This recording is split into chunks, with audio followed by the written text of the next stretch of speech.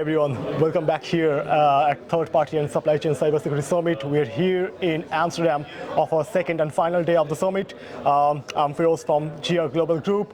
Joining us here now, Mr. Tom Garrubba. Tom is the Vice President of Shared Assessments. It's absolute pleasure, Tom, to have you here. Thank you, great to be here. Yeah, it's great to have you here now. First of all, excellent presentation yesterday. It was a great presentation, a lot of insights, a lot of knowledge was coming from that presentation. We will get more into that. I prepared a few questions during the presentation. But before we get into that, I would ask you if you just share a little bit about your organization, Shared Assessments, and your role there. And I saw you call it a member-driven organization. Yes. Why is that? If you just We have over 300 corporate members that make up the Shared Assessments program. We've been around for over 15 years. And it's the members that really help to drive the thought leadership, the standardization at a global level. A lot of organizations have looked at us as a US-centric organization, but we're beyond that. A lot of the things that we focus on is focused on the ISO controls, which are of the course of a global nature. And what we've done is, because we have global corporate members, they have asked us to be in alignment with certain frameworks, with certain governance, with certain regulation, with certain standards. And that's what we have done, listening to our members, understanding what their concerns are with third-party risk, and aligning what we do from a thought leadership perspective and the tools that we've generated to those various guidance points, frameworks, and standards. Great. And following to that answer, I saw if you can give me an example of working groups Shared Assessment has, and what kind of topic you guys cover? Absolutely. We have a lot of working groups that people come together. Probably some of the most important groups that we have focused on our tool development. The standardized information gathering questionnaire, for instance, which is really becoming the global standard. It's been the standard in the US for many, many years, and now other organizations have identified the use of it, for which is really from a perspective of being able to complete a questionnaire on yourself to determine what your risk tolerance is, and then handing that questionnaire, or handing a questionnaire over to your vendors so they can complete it, and then you get to match it to your risk tolerance. Okay, what we call that as our master questionnaire, our master SIG.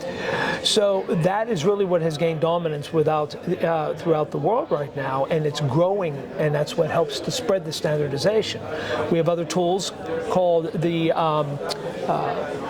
SCA, which is the Standardized Control Assessment tool, and the SCA helps to do the actual step-by-step tools of what needs to be done.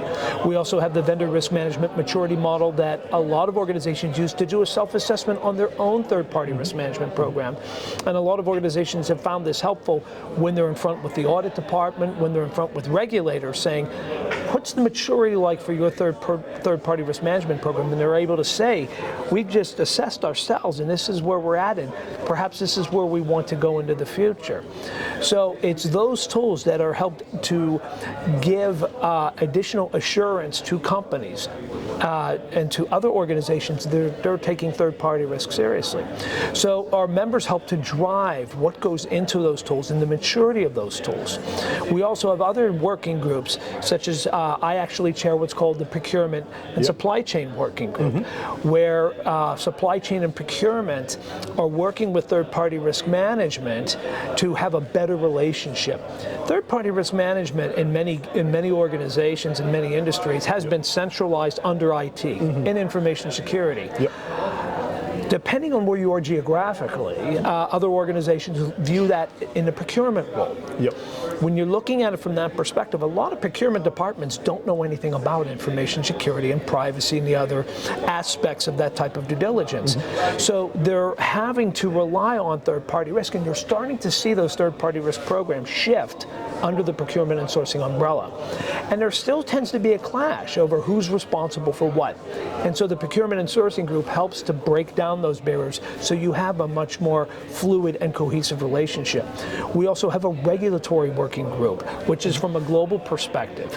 So you have people from the European Union, we have people from the Asia Pacific market, just sharing information on what they need to do. Hey, this is what a regulator has been asking from me.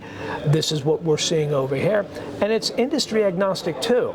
A lot of these things, when you hear regulations, a lot of people might be thinking of like financial services, but you have everything from healthcare to other types of industry utility guidance that you have to be in alignment with. So we really try to focus on those upcoming regulatory guidance to help keep our members abreast of what's going on.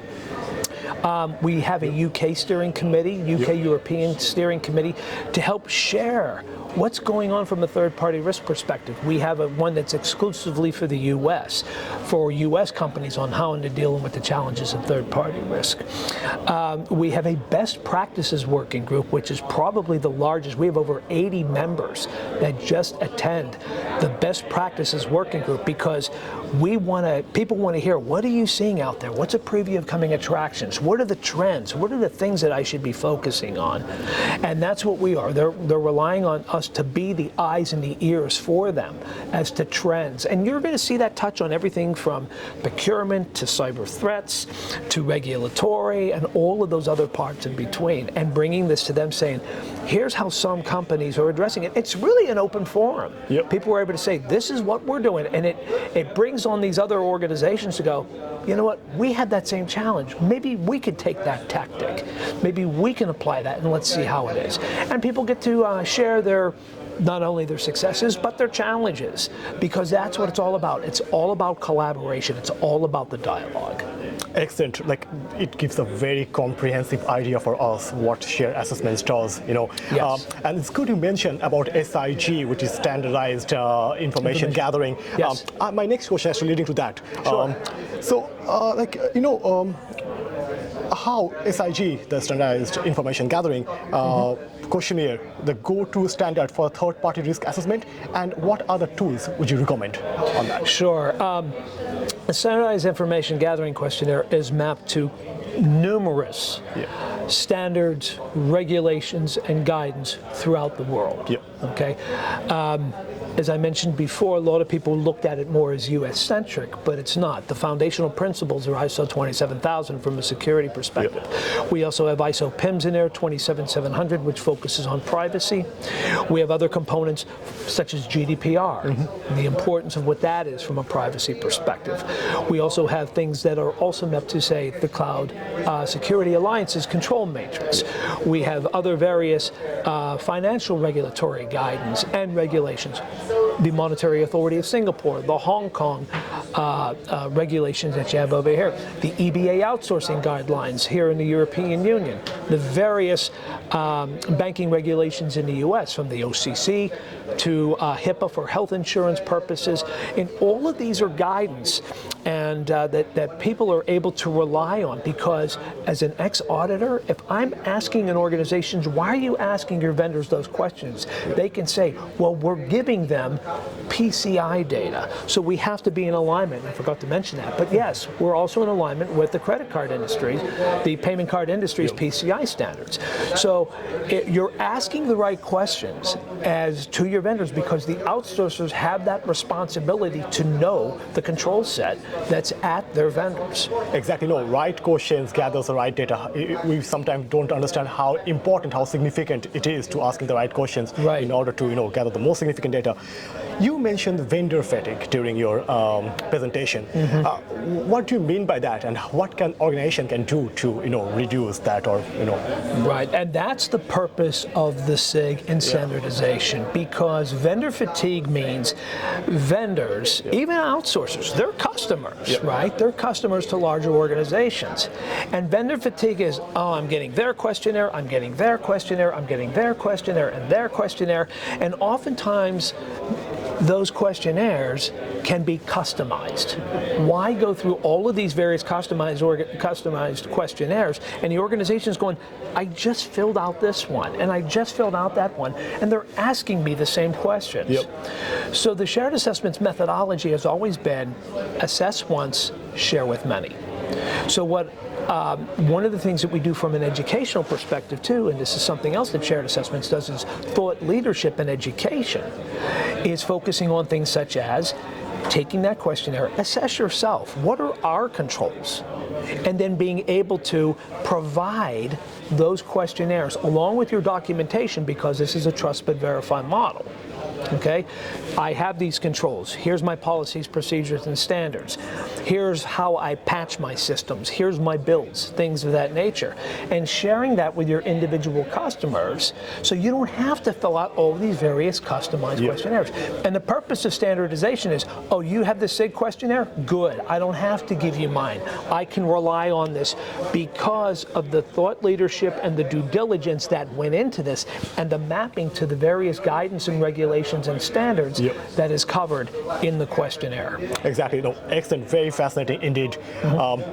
One other thing, Tom, you mentioned during your presentation, continuous intelligence. Now, I have been working with GIA since 2019, and I have, while working at GIA, I've been privileged to work with some of the industry leaders, some of the experts in their field, and I have been in a number of conferences, right?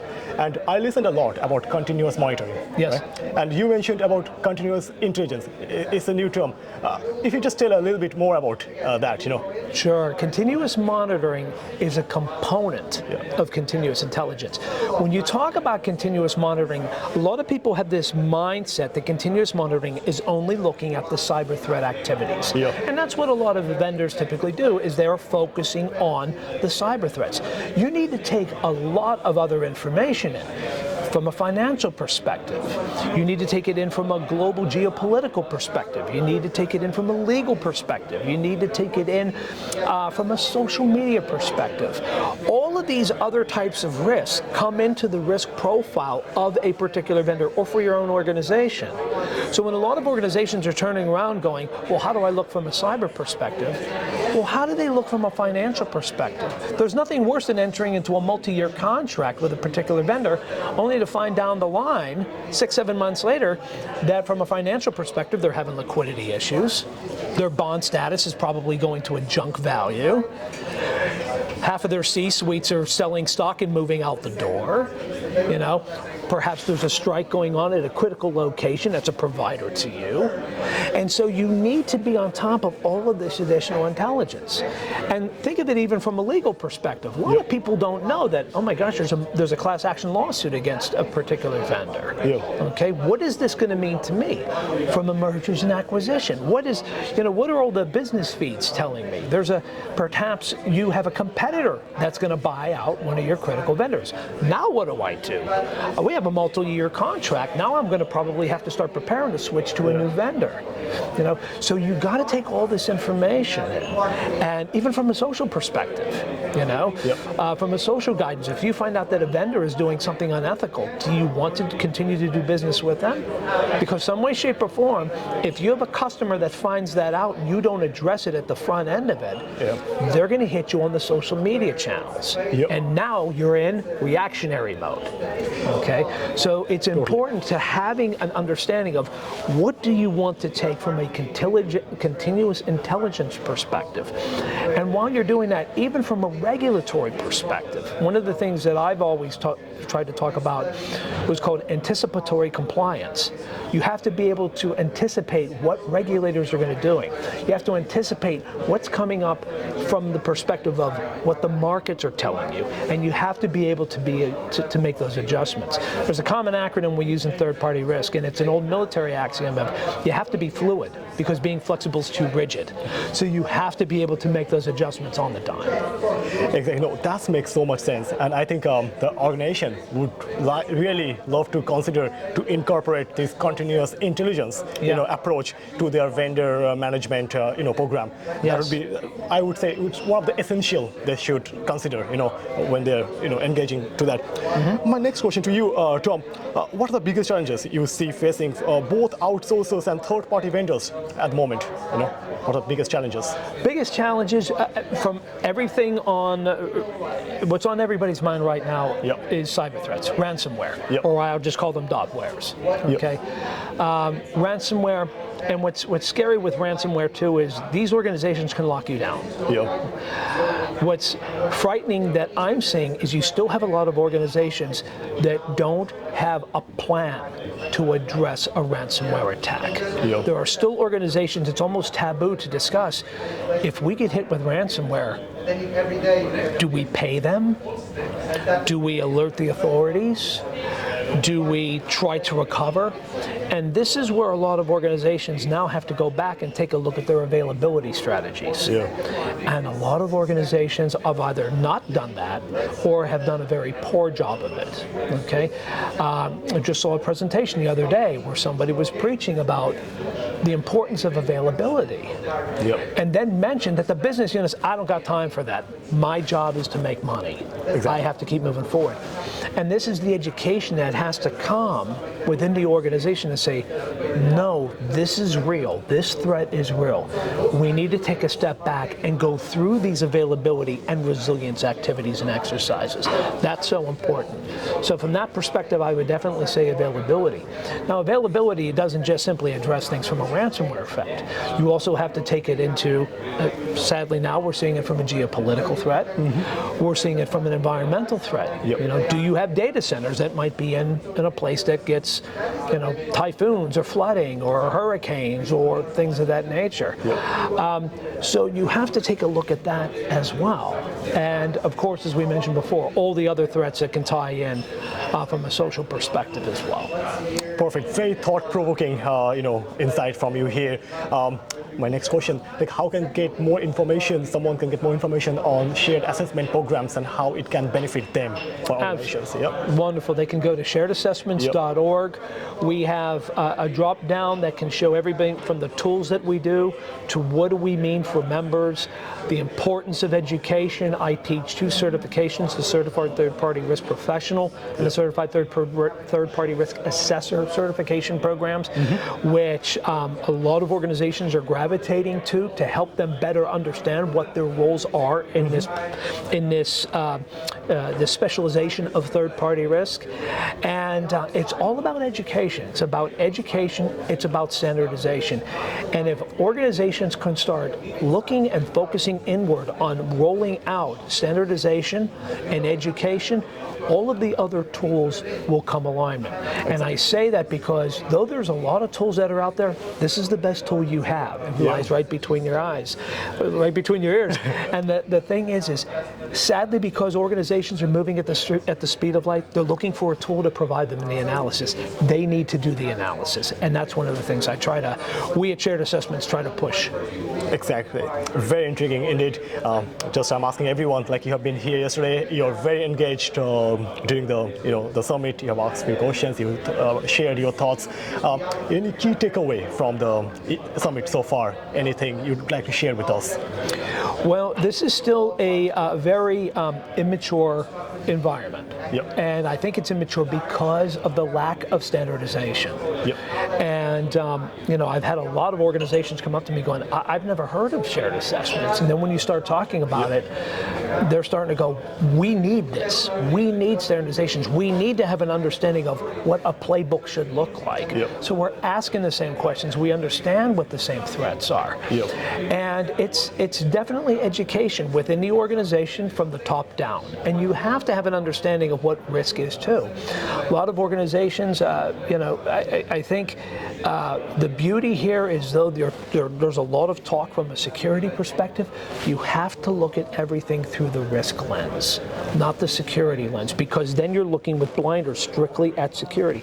You have to be more holistic and look around from a 180 perspective of all of the other types of risk and how it can tie into the organization.